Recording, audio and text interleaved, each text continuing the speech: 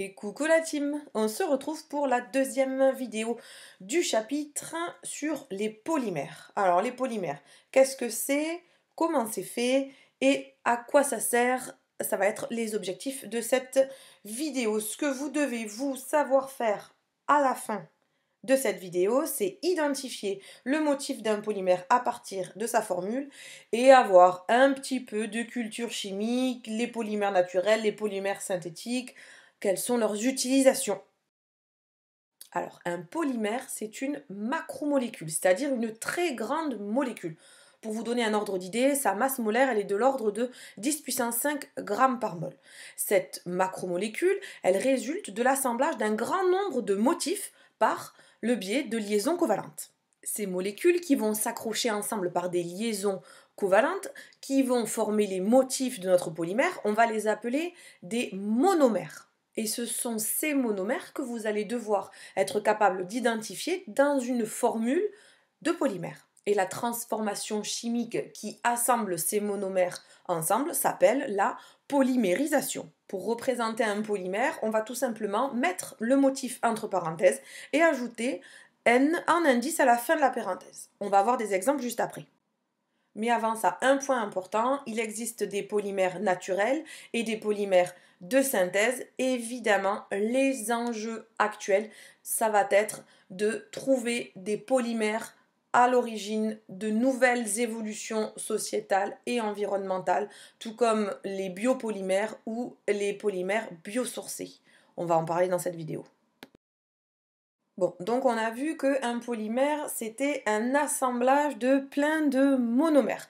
On peut assembler plusieurs fois le même monomère et dans ce cas-là, on aura un homopolymère dont voici quelques exemples. Si on part de l'éthylène et qu'on ajoute ces éthylènes les uns à la suite des autres, on va finir par obtenir le polyéthylène dont le motif va être CH2, CH2, N fois.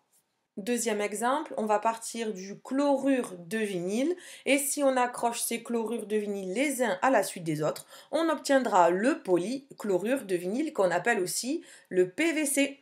Un troisième exemple d'homopolymère, si on part de la molécule de styrène, on va obtenir du polystyrène. Si on part de la formule du polymère, c'est-à-dire le motif qui est noté entre parenthèses avec le N à côté, vous remarquez qu'il est très facile de retrouver le monomère dont est issu ce polymère. Mettez sur pause si besoin et regardez ce qui se passe.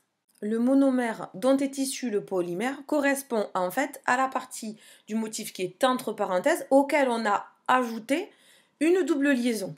C'est exactement la même chose pour l'amidon, qui est un polymère naturel issu de la polymérisation du glucose. Allez, on continue à regarder encore une fois comment sont faits les polymères. Cette fois-ci, on va parler des copolymères, c'est-à-dire qu'on ne va pas avoir un seul monomère pour fabriquer le polymère, mais plusieurs monomères différents. Et on prend l'exemple du polytéraphtalate d'éthylène, qu'on appelle aussi PET, qui est formé à partir de l'acide téraphthalique et de l'éthylène glycol. Alors rassurez-vous, vous ne devez connaître ni le nom de ces polymères par cœur, ni le nom des monomères par cœur, ni la formule des monomères par cœur. En somme, ce que vous devez savoir faire, c'est retrouver le monomère dans le cas d'un homopolymère. Facile. Bon, les polymères, on sait ce que c'est, on sait comment c'est fait. Il nous reste à savoir à quoi ça sert. Et il existe des polymères synthétiques et des polymères naturels. Nous allons parler des deux. Et on commence par parler du polyéthylène, qu'on va noter PE. Bien, c'est le plastique le plus courant. Il a une grande inertie chimique et il est évidemment non toxique. Il aura donc bien des utilités. Alors on est capable de fabriquer du polyéthylène faible densité et du polyéthylène haute densité. Le faible densité, il est plus souple, mais du coup, il sera moins résistant. Alors le polyéthylène haute densité, le PHED, c'est un matériau qui est très rigide, qui résiste au choc, qui résiste à la pression, qui résiste aux températures, il sera donc facile à nettoyer. On va l'utiliser surtout dans le domaine alimentaire ou pharmaceutique. le polychlorure de vinyle, aussi appelé PVC. Là aussi, deux versions, la version rigide qui va être utilisée surtout pour les canalisations et la version souple qui est utilisée, on le sait bien, dans les sols plastiques, les revêtements de murs. Ces deux premiers polymères, le PE et le PVC, sont des polymères synthétiques. Le suivant à connaître, c'est le polystyrène, qui lui a une bonne expansion. Il a aussi de bonnes qualités isolantes thermiques. On va donc l'utiliser dans l'isolation, dans les emballages d'objets fragiles, etc. C'est celui qu'on trouve très souvent dans les boîtes d'emballage. Vous savez là, une espèce de mousse blanche pleine de petites billes. Elle est un polymère naturel maintenant. L'amidon, qui est un polymère naturel du glucose qu'on va trouver dans la pomme de terre ou dans les céréales par exemple. Alors il peut être utilisé comme biopolymère ou pour fabriquer d'autres polymères biosourcés. Le PET, polytéréphtalate d'éthylène, il a une bonne résistance aux pressions élevées et on va l'utiliser par exemple pour les bouteilles d'eau gazeuse, les cartes de crédit ou même pour fabriquer des textiles en polaire. Bon, par contre, il a une mauvaise réputation. Il y a quelques années, on lui a attribué une mauvaise toxicité. Allez, deux exemples de plus pour votre culture chimique et on commence par le caoutchouc.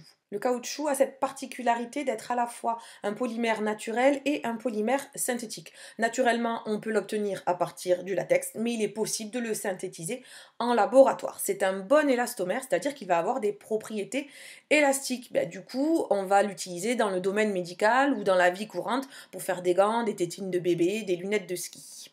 Et nos derniers exemples, ce sont l'ADN et la kératine, qui sont des protéines spiralées, c'est-à-dire que ce sont des polymères fabriqués à partir d'acides aminés. Et voilà, vous en savez un peu plus sur les polymères. Il vous reste maintenant à terminer l'activité et à faire les exercices.